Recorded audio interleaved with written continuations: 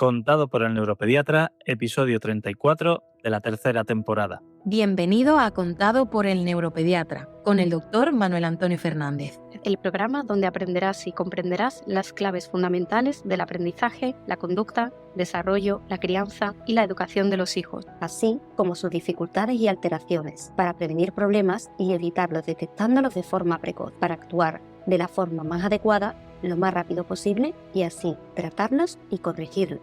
Todo esto guiados y acompañados por Manuel Antonio Fernández, el neuropediatra. Y un magnífico equipo de profesionales especializados en neurociencias. Testimonios en primera persona. Colaboración de expertos de diferentes ámbitos. Algún que otro personaje famoso.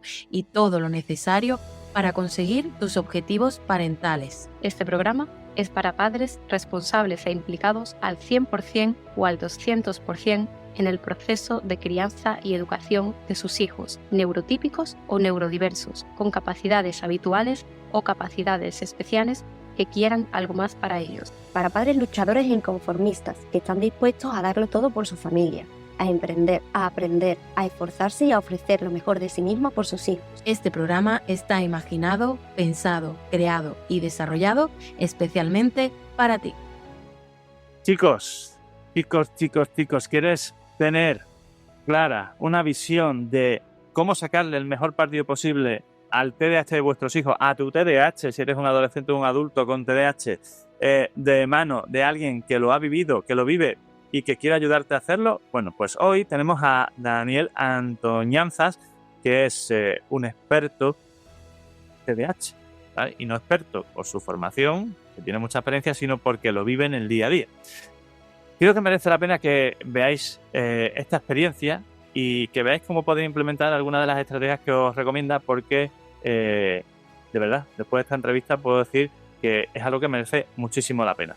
Hola a todos, bienvenidos a un nuevo episodio más de este podcast, video podcast contado por el neuropediatra, en el que sabéis que tenemos nuestro podcast en Spotify, que podéis entrar, descargar, seguir, etcétera, y nuestro video podcast, porque estos mismos episodios en vídeo los ponemos en nuestro canal de YouTube, @neuropediatra, donde ya estamos alrededor de los 189.000 suscriptores y que os invito a que le deis a suscribir, a campanita, a todo eso, a recordatorio, para que no se os pase absolutamente nada, porque ahí tenéis información de primera calidad, y no porque la creo yo, sino porque tenemos muchos participantes que nos ayudan a todo ello.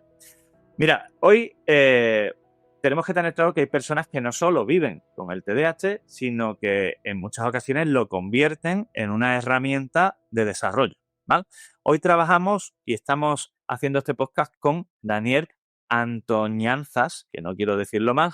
Él es una de ellas, es ingeniero industrial, que ya es curioso para tener TDAH. Lo digo porque mi suegro, mi cuñada, mi suegro ya falleció, mi cuñada es ingeniero industrial y sé cómo tienen la cabeza de cuadriculada los ingenieros, cosa que aparentemente para un TDAH puede que no sea lo más predecible o lo más estándar. Pero además de todo, él es coach, es creador de la comunidad TDAH Power y ha convertido toda su experiencia en una inspiración para muchísimas personas. Así que hoy vamos a hablar de algunas cosas que ya conocéis, una perspectiva bastante diferente, que es el hiperfoco, las emociones, la productividad, pero sobre todo desde una perspectiva de autoconocimiento, de entender cómo funciona nuestra cabeza, nuestra forma de pensar, desde las dos visiones neurotípicas, neurodivergentes, y vamos a conseguir trasladar eso o traerlo aquí a pie para que todos lo tengáis perfectamente claro.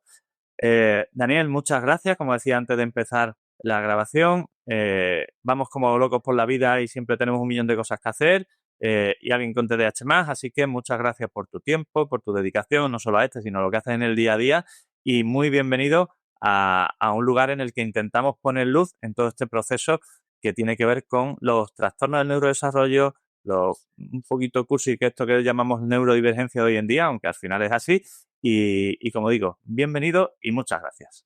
Millones de gracias por la invitación. Lo primero, yo ya te seguía la pista por ahí por YouTube y ha sido de gran inspiración para mí para empezar. Así que el placer, gracias por la invitación y vamos a aportar todo lo que esté en mi mano de cara a mi punto de vista, a la juventud, a la cercanía, para que aquellos que necesitan luz la tengan, incluso un fogonazo. Un fogonazo de luz. Que no les queme, pero que les dé energía. Ni les doy pero que tengan mucha luz. ¿Cómo empezó para empezar por ahí, tu historia con el TDAH, es decir, cómo se descubrió, cómo empezaron esas primeras etapas, cuánto se tardó, cómo viviste esos primeros procesos y cómo se fue desarrollando esa primera etapa, digamos, de tu vida en relación al TDAH. Yo he tenido dos suertes muy grandes en mi vida. Muy, muy, muy grandes. La primera es que con 6 años se me diagnosticó TDAH tipo combinado. Entonces, desde muy pequeño, yo he sabido que tenía TDAH, ¿vale? ¿Qué es lo que pasa? La segunda muy buena suerte que tuve fue en quinto de primaria, cuando participé en un concurso de dibujo.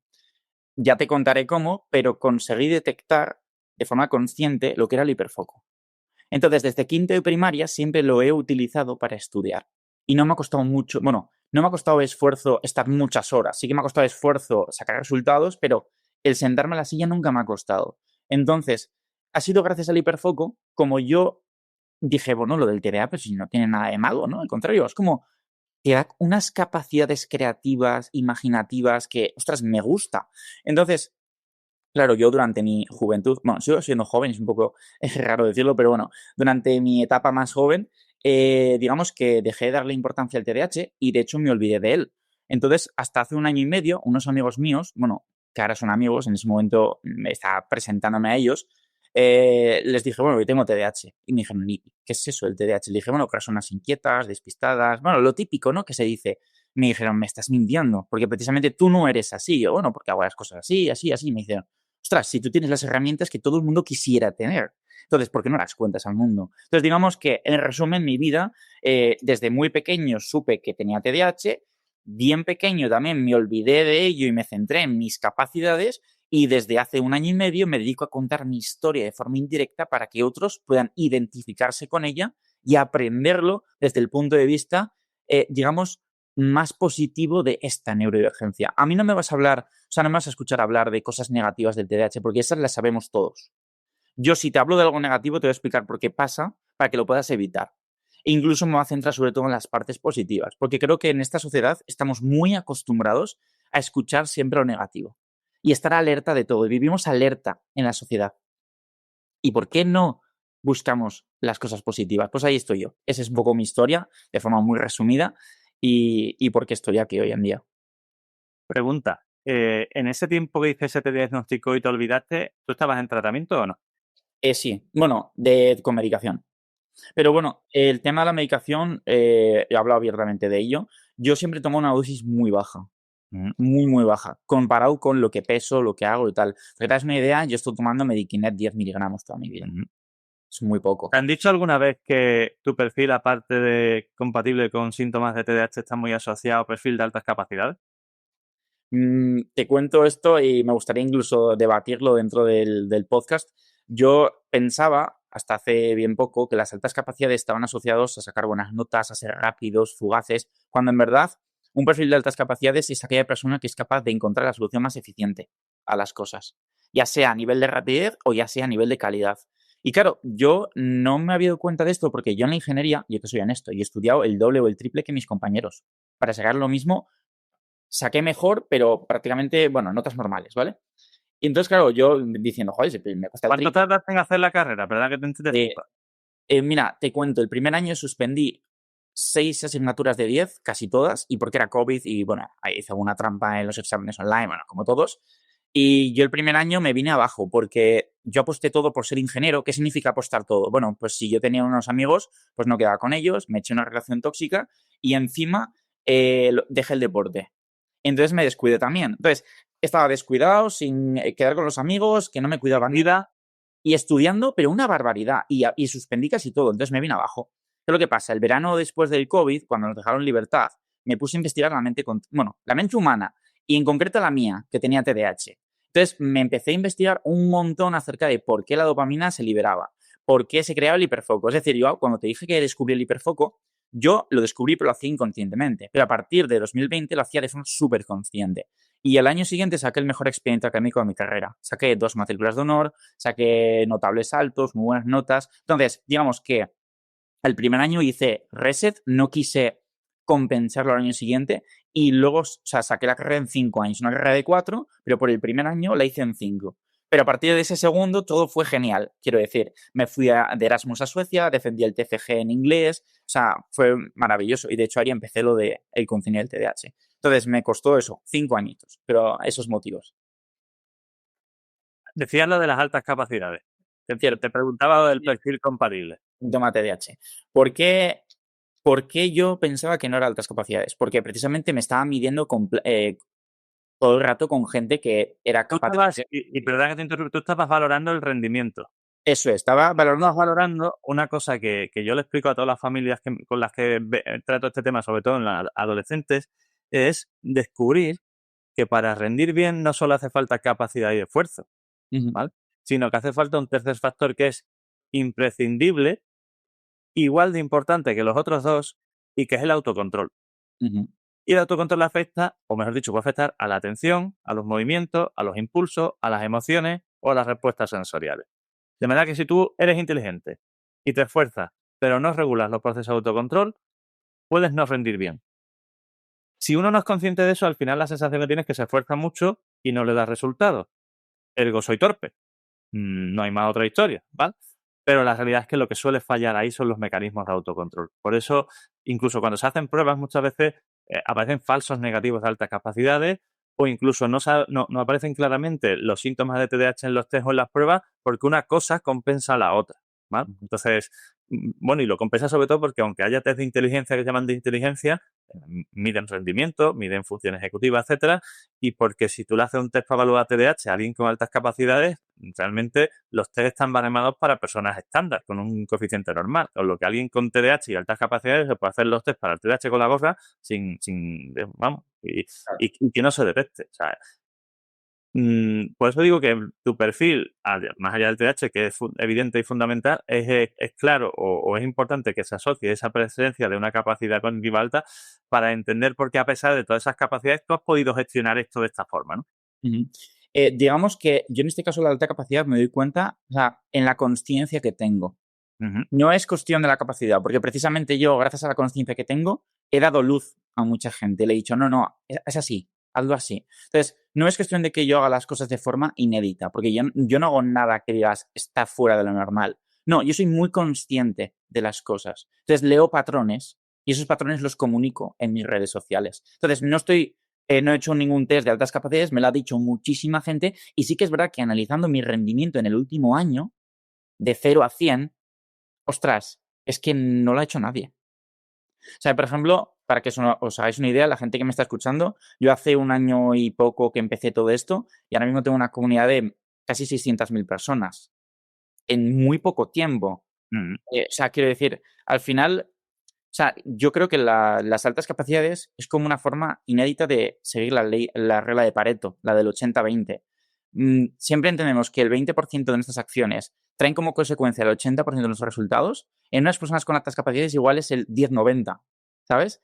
Somos ultra eficientes a la hora de hacer las cosas. En este caso, ya te he dicho lo de hacer las cosas con un 7 de esfuerzo. Ya va todo ligado por ahí, ¿no? Y conseguimos muchos resultados de forma estratégica. Yo siempre, de lo poco que sé de las altas capacidades, porque yo siempre divulgo en base a mi autoconocimiento y si yo no tengo claro que lo soy, no lo voy a divulgar, pero yo tengo claro de que una persona con TDAH y altas capacidades es una persona que propone poco, pero muy acertadamente. Esa es como, digamos, una definición que yo tengo acerca de cómo actúa una persona con TDAH y altas capacidades. Y en relación precisamente a esto de relación esfuerzo-resultado, es decir, productividad y demás, la mayoría de las personas con TDAH se sienten superadas, desbordadas, estresadas, ansiosas, en muchas ocasiones culpables de no hacer lo que se supone que deberían o cómo se supone que deberían. ¿Cómo se gestiona esto y por dónde se empieza para tener parte de ese autoconocimiento, para identificar y saber en qué situación se encuentra uno? Vale, te voy a explicar cómo gestiono yo las emociones para que esto no me sobrepase. Lo primero es entender cómo se desarrolla el cerebro de una persona neurodivergente. Para que exista una neurodivergencia debe haber un desarrollo asíncrono del cerebro. Altas capacidades es parte racional, se desarrolla de forma más madura y temprana que la parte emocional. Autismo y TDAH es lo contrario, siendo el TDAH de manera mucho más profunda y por eso es muy volátil. Bueno, entonces nos vamos a quedar en el TDAH. TDAH es como si tus ojos fueran las emociones. Entonces tú el mundo lo vas a ver directamente con las emociones. Las emociones es algo incontrolable. Es como si fuese un fogonazo, incontrolable. Pero lo que puedes hacer es predecirlas. ¿Cómo? Con la imaginación. Entonces, yo cuando me di cuenta de que en nuestro caso veíamos todo con las emociones, lo que hice fue empezar a imaginarlo antes de que sucediera. Lo que hacía es utilizar constantemente la imaginación activa para que durante mi día a día yo estuviese ya preparado para lo que pueda venir. Entonces yo, por ejemplo, ahora entiendes por qué en el hiperfoco, cuando yo lo creo, vivo imaginando. O en mi vida, yo esta entrevista ya me la imagino un montón de veces. Hago que mi mente no tenga digamos, ese shock emocional. Improvisación, ¿no? Que no te lleve a responder espontáneamente, sino que esté planificado, entre comillas. Que esté planificado. Es como, al final, que no le pille de sorpresa tanto a la mente. Eso lo llamo inercia emocional. Para que no exista una inercia emocional, porque todo lo que es inercia provoca un shock en el cerebro, ¿vale? A nivel pico de emoción. Y lo que tiende la mente es a huir de él. Precisamente por eso crea traumas, crea heridas de infancia, crea miedos, porque constantemente al huir de eso, como la información no se queda en la corteza prefrontal de manera infinita, lo que hace es pasar a un segundo plano, que es todo el cerebro inconsciente. Y precisamente lo que somos es inconscientes de que esos miedos los tenemos y los proyectamos socialmente, los proyectamos constantemente sin darnos cuenta. Entonces, lo que hago es precisamente imaginar para que no haya tanta inercia emocional y de esta forma pues poder controlar todo mucho mejor. Y la diferencia es brutal. Yo cuando en mis sesiones individuales le digo a la gente, oye, en vez de imaginar las cosas después, imagínalas antes, cambia todo por completo. Y es poner precisamente la habilidad que tenemos las personas con TDAH delante de la consecuencia. Y hiperfocus versus procrastinación, porque esto que me estás comentando puede ser útil para las dos cosas, pero de una forma diferente, ¿no? Vale, tú procrastinas porque no quieres hacerlo. Y mucha gente dice, vale, yo es que siempre procrastino, ya es que no quieres hacerlo. No te pones los motivos delante que te hacen querer hacer las cosas. Precisamente es por esto, o sea, vamos a ser honestos. Tú dejas todo para después porque no quieres hacerlo. Si fuese a hacer la actividad favorita que tienes en tu tiempo libre, fijo que la harías sin procrastinar. Entonces, para evitar procrastinar y ligado al hiperfoco, es muy sencillo. Lo único que tenemos que hacer es darle información al cerebro de qué es lo primero que tenemos que hacer, cuándo lo tenemos que hacer y qué resultados nos van a dar. Entonces, si la imaginación lo utilizas para definir todo esto, la procrastinación se reduce muchísimo. No te digo que se elimine, se reduce. ¿Vale? Y luego, voy a ir a un ámbito más emocional. Tú procrastinas por miedo a no sentirte validado. Tú procrastinas porque pospones el juicio de los demás. Si tú no haces la tarea, al final nadie te va a decir que la vas a hacer mal, porque estás posponiendo el juicio mentalmente. Es otra forma de huir de las emociones. Entonces, cuando constantemente voy a la imaginación para evitar ese shock emocional, lo que estoy haciendo es anticipar las emociones para que el juicio lo juzgue en el momento presente. Y entonces, esta es una segunda forma más emocional de entender cómo evitar procrastinar. Al final, todo es en base a las emociones. Cuando nacemos tenemos dos miedos. Tenemos el miedo a los sonidos fuertes y el miedo a las alturas. Todo lo demás es adquirido. Entonces, ¿qué es lo que adquirimos cuando vamos creciendo? Miedo a ser juzgados, miedo a no sentirnos suficientes, miedo a que nos dé tiempo las cosas, pero son miedos adquiridos. Entonces, es como ir a las bases para poder dejar de procrastinar. Y el cambio radical, ¿eh? La gente se piensa que, llevo toda la vida procrastinando, no voy a hacerlo, no, o sea, voy a seguir haciendo toda la vida. No. Es como un cambio de mentalidad. Es lo único difícil, el cambio de mentalidad. Y para poner todo esto a funcionar, ¿qué rutina, qué hábito, de qué forma has conseguido, cuál ha sido la clave en tu día a día para llevarlo y para conseguir sentirte, ya no te digo el hiperfoco este que me comentas, sino más centrado en respuesta a esa intensidad de estímulos externos que tenemos en el día a día? ¿Quieres que lo cuente con un poco de ciencia o de manera muy simple para los demás? Primero lo simple. Lo simple. Tú lo que tienes que hacer es dejar claro a tu cerebro en qué momento vas a ser una persona 100% emocional en el día.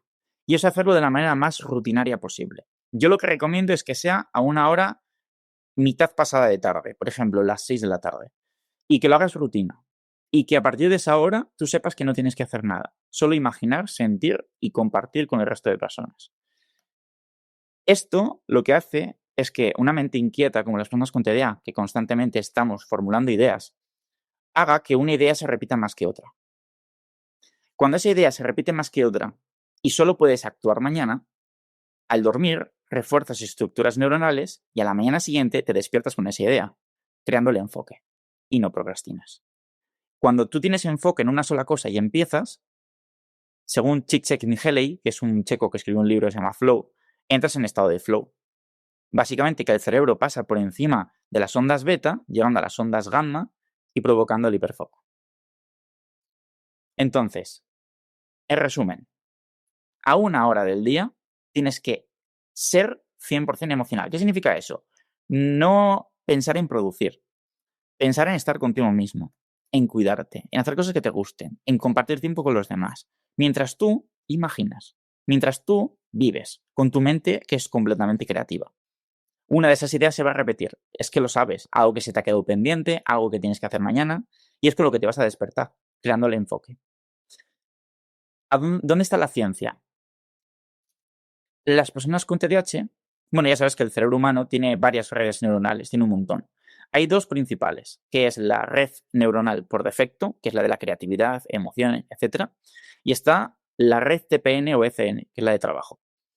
El problema, entre comillas, que tenemos las personas neurodivergentes en concreto, TD y TDAH, es que ambas redes se activan al mismo tiempo. Es decir, cuando tú activas la de trabajo, la otra está un poquito activada. Y viceversa. Cuando estás siendo muy emocional, la otra está un poquito activada. Eso hace que cuando trabajes te despistes. Eso hace que cuando no hagas nada quieras hacer algo. ¿Vale? De forma simple. Entonces, cuando yo digo que tienes que forzar un momento del día en el cual tienes que separar tus roles como persona, lo que te estoy haciendo es que provoques que una red se active mucho y la otra, aunque se active, no mete tanto ruido. ¿Vale? Entonces, eso es lo que hago yo a nivel científico, a nivel práctico, y que sirve muchísimo, porque cuando la persona con TDAH es imaginativa, creativa, emocional, lo que hace es organizar, planificar, visualizar, intuir y apelar todos esos problemas de la corteza prefrontal. Entonces, lo que hago es, literalmente, vivo imaginando para poder ser productivo. De hecho, no hay hiperfoco sin scatterfocus, que es máxima dispersión. Mira, hay un aspecto fundamental, porque hablamos siempre en el TH de los problemas de planificación, de organización, la necesidad de repetición para establecer una rutina, etcétera. Yo cuando escucho que hay gente que dice, no, yo me levanto y me pongo a planificar el día. No, mira, planifícalo el día antes. Que esto es algo muy parecido a lo que tú estabas comentando. Porque si lo haces el día antes, tu mente ya ha pasado por ahí y cuando te acuestas, tus circuitos están procesando esa información. Y cuando te vas a levantar, tu cerebro ya ha sido capaz de ir gestionando el automático de cómo va a ir funcionando tu día. Sin que ni siquiera tengas que complicarte mucho la vida. El hecho de arrancar, claro, de gente con TDAH por la mañana, no, a mí me cuesta mucho arrancar, sentarme, ponerme, porque tu cerebro, que ya tiene dificultades para organizar todo eso, se levanta y ahora tiene que enfrentarse a toda esa situación. Si tú eso lo has hecho de una forma mucho más simple, tranquila y relajada el día anterior, y ya si esto lo llevas a semanas y demás, pues cada vez más, ¿no? Va a haber como decía tú, un flow, un automático que se basa en la ciencia porque tu cerebro ya ha pasado por ese proceso, ya lo conoce, no les resulta extraño, ya lo tiene interiorizado, ¿vale?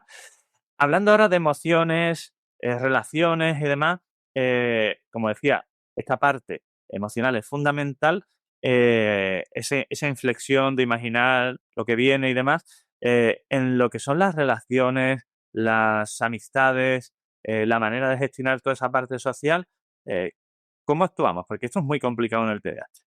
Vale, lo primero, máximo respeto hacia ti. Máximo respeto hacia ti.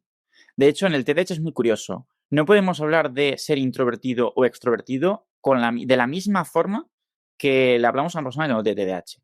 Porque una persona con TDAH, por características de su cerebro, va a tener mucha habilidad para socializar. Ahora bien, la diferencia entre ser introvertido o extrovertido es la cantidad de tiempo que necesitas estar a solas para recuperar esa batería social.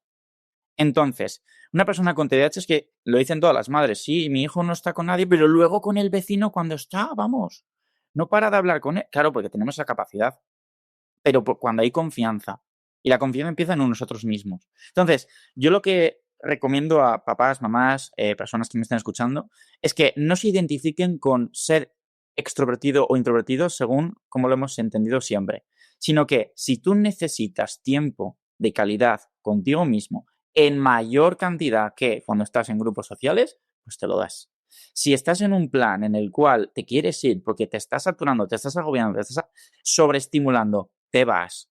Cuanto más te respetes, mucho menos daño te haces a ti mismo a nivel emocional. Entonces, ¿cómo se gestiona todo esto en grupos sociales? Máximo respeto a ti mismo.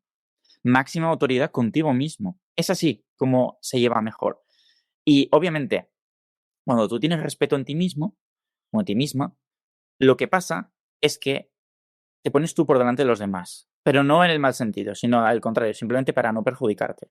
Y Ojo, y después de interrumpir. Y además, le demuestras a los demás que tú te valoras independientemente de la valoración de ellos, porque la tendencia de las personas con TDAH a tener problemas de ánimo, de baja autoestima y de acoso o bullying, en esta época en la que vivimos, es enorme. Y creo que eso tiene mucho que ver con esto. 100%. De hecho, mira, voy a ir a ese caso. A mí nunca me han hecho bullying, nunca, pero siempre he sido una persona que en clase, cuando tocaba cambio de clase, estaba estudiando. Estaba quietecito en su sitio. Y precisamente eso es el típico escenario de persona con la que se deberían de meter, ¿no? No, porque al fin y al cabo yo no le daba ni importancia a lo que me decían. Me decían algo yo.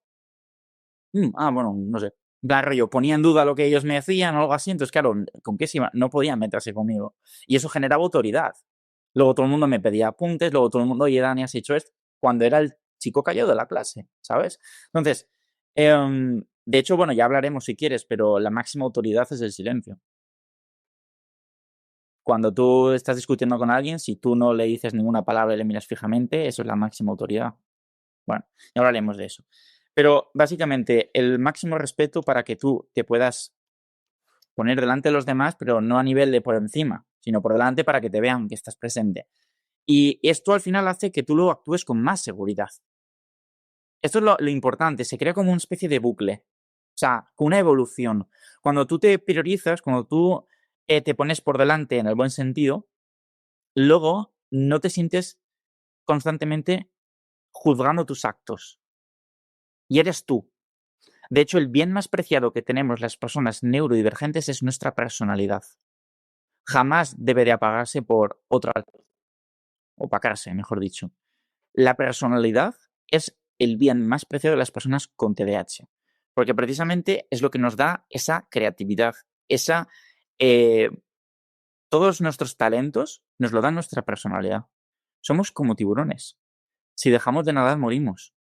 Entonces, el hecho de darte este respeto a ti mismo hace que tú, literalmente, vivas más feliz. Es que es así, o sea, es como muy obvio, pero es que es así. Entonces, yo desde pequeño siempre me he dado ese respeto hacia mí y vamos, si alguien lo intentaba invadir, yo con esa persona no me juntaba jamás. Porque precisamente, ¿para qué voy a compartir tiempo con personas que igual me pueden hacer daño o lo que sea? Pues yo iba a mi bola. Y eso, pues, me ha hecho que, bueno, al principio sí que era más reservadito y tal, pero me hizo ver que las personas tienen cosas interesantes que contarnos, desde el más listo hasta el menos listo. Y hoy en día he de decir que me encanta conocer a personas nuevas porque consigo entender y compartir y aprender cosas que me hacen avanzar mucho más deprisa.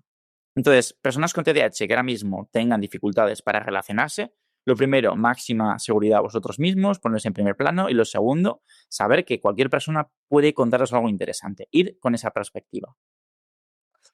Genial. Ya nos has contado a lo largo de la entrevista tu intención, tu propósito, tus expectativas con todo lo que haces. Para ir terminando, ¿qué mensaje clave, qué cosa para llevar y para grabar en la memoria le daría a una persona que sospecha que tiene TDAH, pero no lo ha afrontado, una persona evidentemente adolescente, adulto, y a sus padres que no saben cómo gestionar esto o que se ven superados por una situación de estas características? Empezamos por quién no sabe que lo tiene.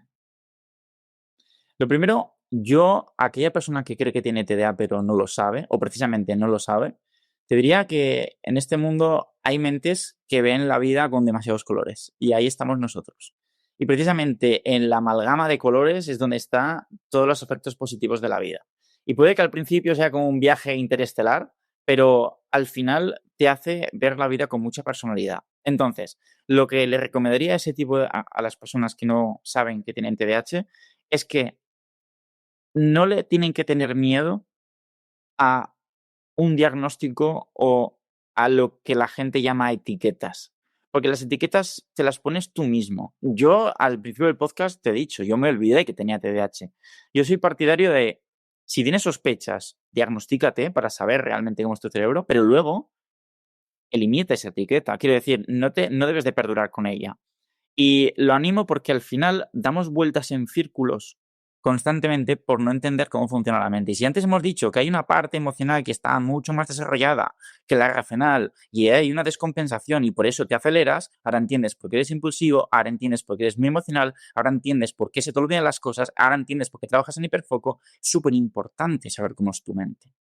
Es como hacerte una radiografía, ¿no? Para saber exactamente tu composición corporal.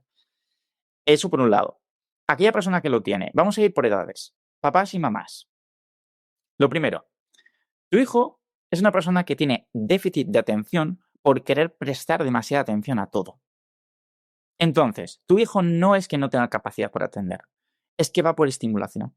Entonces, hay que entender eso y hay que hacer que su vida sea estimulante, sea activa, que sea todo con retos, que sea con refuerzo positivo, porque entonces verás que tu hijo es simplemente un genio. De hecho, dicen que ser despistado o tener muchas cosas en la cabeza es un indicio de ser un genio. Se asocia a la riqueza intelectual. Bueno, entonces, que tienen que hacer que la vida de su hijo sea, vamos, de colores, como su cerebro. Lo siguiente, recordar que nosotros, como la parte racional la tenemos un poquito más inmadura en edades tempranas, vamos a colocar directamente la validación en terceras personas. Y precisamente es en los padres donde más se hace esto. Entonces, como papá y como mamá, sois los encargados de crear una atmósfera de amor, de acompañamiento, de cariño, que va a ser lo que vuestro hijo no os pida y no os agradezca, pero necesite. Entonces, todo lo que es el refuerzo positivo en pequeñas cosas, incluso en cosas que aparentemente no lo necesitan. Porque, por ejemplo, puede que tu hijo le cueste escribir, acaba escribiendo tardando más y no se le valora con eso. Cuando precisamente es algo que a tu hijo le cuesta mucho, entonces se le tiene que valorar, aunque sea una tarea que todos los niños lo hacen. Entonces, valorar cosas que sabes que le cuestan esfuerzo, aunque sean normativas. Y eso simplemente con la atmósfera y tal va a crear que vuestro hijo sea capaz él solo de ver sus superpoderes. Le voy a interrumpir un momentito. Te pongo un ejemplo de un paciente que tuve ya hace unos cuantos años adulto en relación a esto que comentabas, ¿no? Y que tenía unos problemas enormes con su familia. Este chico era conductor, se partía el trabajo las 24 horas del día con su padre, tenía un TDAH, tenía pareja, tenía una hija pequeña y deberían hacer 2 turnos de 12 horas cada uno, ¿vale? Entre otras cosas, había unos problemas horrorosos en la familia porque ese chico nunca cumplía su horario, ¿vale? Entonces, vino a la consulta, se diagnosticó, se le hizo las pruebas, se explicó todo. Pero en esa conversación hubo una cosa que el padre, que venía muy mal predispuesto, en fin, bueno, sí, mi hijo ahora dicen que si te dejas chaleco tenía 20 y algo años el chico, o sea que ya era mayorcito. Mi hijo lo que es un bala perdida, no es un vago, que no trabaja, que tal y que cual. Claro, todo esto llevaba unos problemas de comunicación enormes, mala relación familiar, etcétera.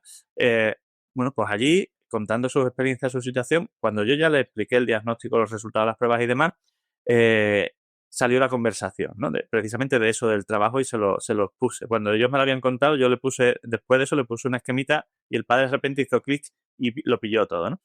Ya, claro, el chico decía, mira, yo cojo el coche a tal hora, ¿vale? Pongamos, era las 5 de la mañana, hacían turno de 5 a 5, ¿vale? Yo cojo el coche a las 5 de la mañana. Yo hasta las 9 voy sin problema, con un cliente, lo llevo, eso son 4 horas, ¿vale? 5, de 9 a 10 empiezo ya a cansarme, a hacerse la cosa cuesta arriba, entonces paro, desayuno, tomarlo, no sé qué.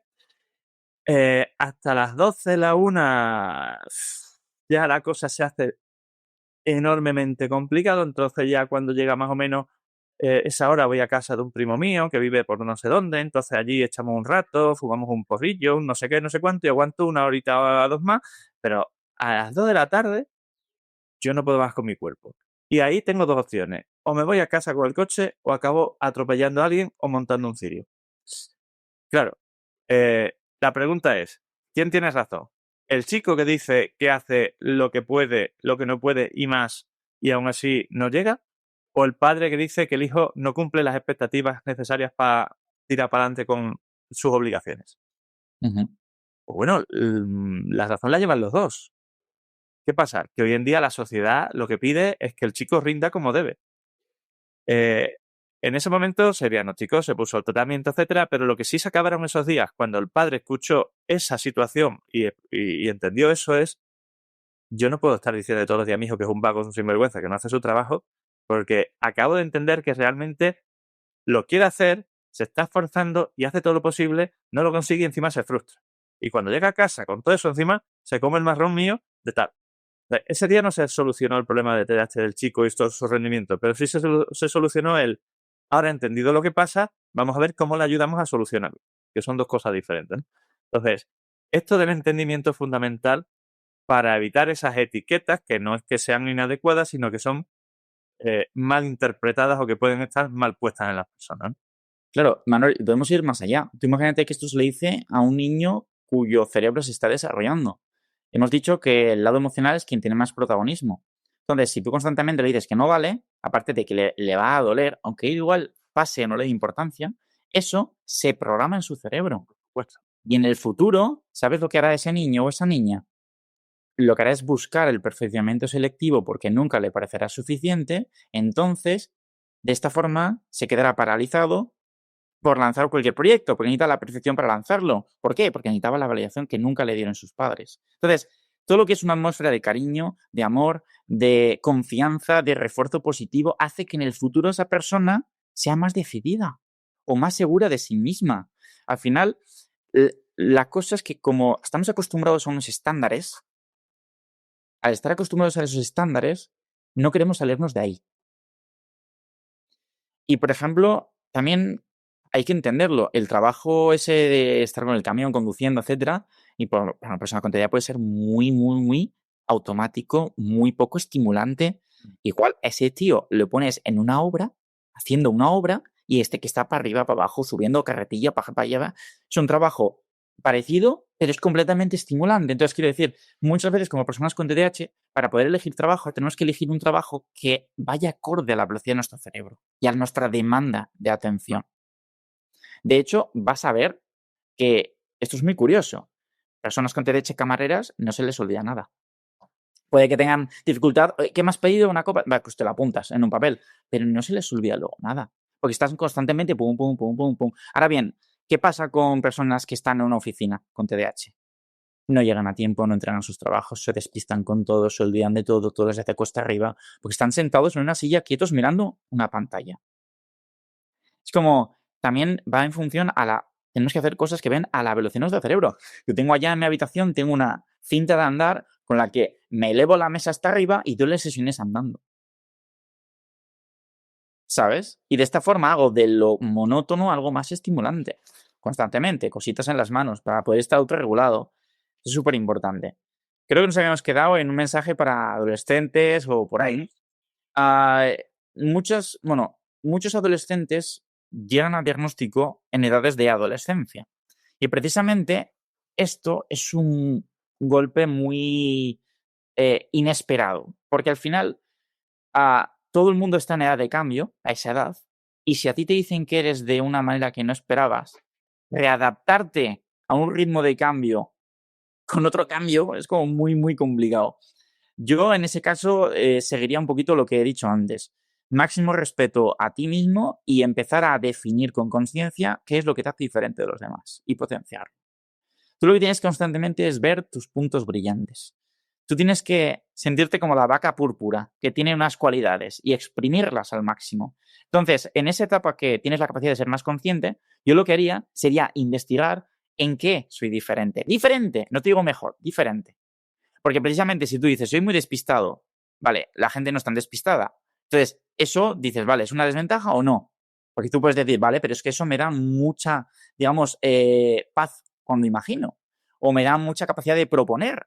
O me da capacidad de proponer ideas que a nadie se le ocurren. Entonces, digamos que tú mira en qué eres diferente y trata de sacar las cosas positivas. Y constantemente empieza a interiorizarlo. A un adulto, ¿qué le diría? Nunca es tarde para diagnosticarse.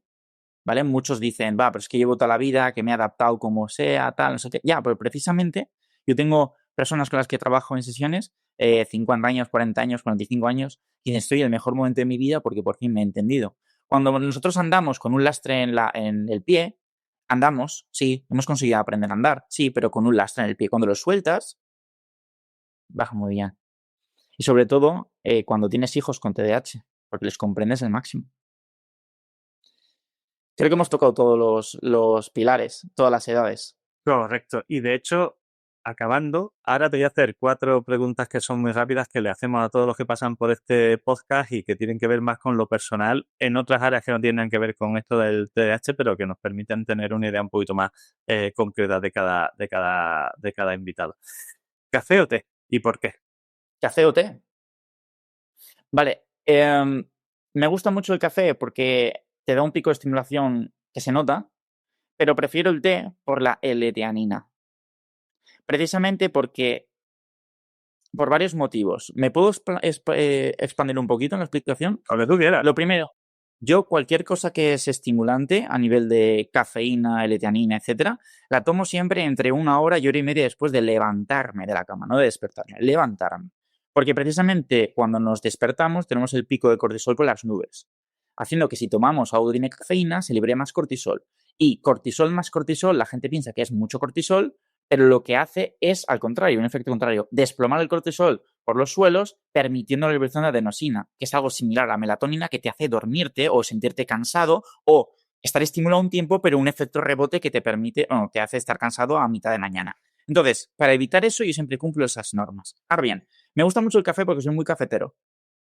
Y porque no siempre lo tomo, o sea, me gusta mucho, pero no siempre lo tomo. Fíjate, qué curioso. Pero precisamente porque, bueno, me da un pico muy estimulante. Ok. ¿Qué es lo que pasa? Porque muchas veces tomo té, no tomo tanto, tomo matcha, que también tiene L-teanina. Aquí se hace con el té verde, ¿vale? Entonces, ¿por qué tomo mucho matcha? Y yo lo llamo como bebida neurodivergente. Porque precisamente la L-teanina lo que te hace es soltar, vamos a hablar mal, ¿vale? Te suelta cafeína prolongadamente durante un tiempo. No un pico, sino una sostenibilidad. Hace que el cerebro tenga constantemente como gasolina. Y entonces hace que, aunque el primer pico no sea muy potente, te alargue mucho más el momento de productividad asociado a esa velocidad extra del cerebro. Entonces, prefiero el matcha, el té verde, la teína, o sea, la L-teanina por esa parte. Y esto me ha sonado a lo de prefiero un motorcito diésel que un gasolina que va a tope al principio y después se pues, quema por el camino. ¿Mar o montaña? Montaña. Es curioso porque el otro día estuve en la montaña, estuve reflexionando. Yo siempre cuando volvías de clase, de vacaciones en septiembre, oye, ¿y dónde habéis ido? Todo el mundo, playa, playa. ¿Y qué prefieres? ¿La playa, la playa, la playa? Pues actualmente prefiero más la montaña. Y te voy a dar 2 motivos. El primero, que en la montaña estoy en movimiento y eso para mi cerebro va muy bien y tengo más como libertad. Y lo segundo, por mi hipersensibilidad. Es como que cuando estás con la arena pegada por todo el cuerpo, mojado, tal, que te quema el sol, no sé qué, es como que te sientes un poco como... Entonces, actualmente prefiero mucho más la montaña. ¿Lectura o deporte? Deporte. De hecho, leo poco. O sea, he leído bastantes libros, obviamente, y durante mi vida, pero leo por interés, no leo por entretener. Me gusta el deporte porque me ayuda a mejorar mi persistencia. Cuando haces deporte, se libera BDNF, que transforma el dolor y sufrimiento en gratificación y placer. Entonces, esta forma el cerebro entiende que después de un esfuerzo hay una recompensa. Y entonces te ayuda a entenderlo en la vida cotidiana. Te hace un poquito más persistente. Y obviamente también, voy a hacer una pausa aquí, perdón. Cuando haces deporte, cuidas de tu salud y cuidas de tu físico. Y a veces no, siempre, aumentar tu ego y seguridad hace que te veas con mucha más seguridad de cara a los demás, a transmitir las cosas con mayor seguridad. te sientes más activo, ágil. Entonces, yo hago deporte por resistencia, pero también porque me ayuda a estar mucho más seguro, a estar sano, etc. ¿Comida favorita? Mi comida favorita, a ver, es que esto es un tema muy interesante. O sea, muy interesante, es muy repleto. Me voy a quedar con una, que me has pedido una. Te diría que por versatilidad, sabor y combinación, el arroz. Pero no me digas un producto, dime una receta. El arroz, yo qué sé, como el arroz negro.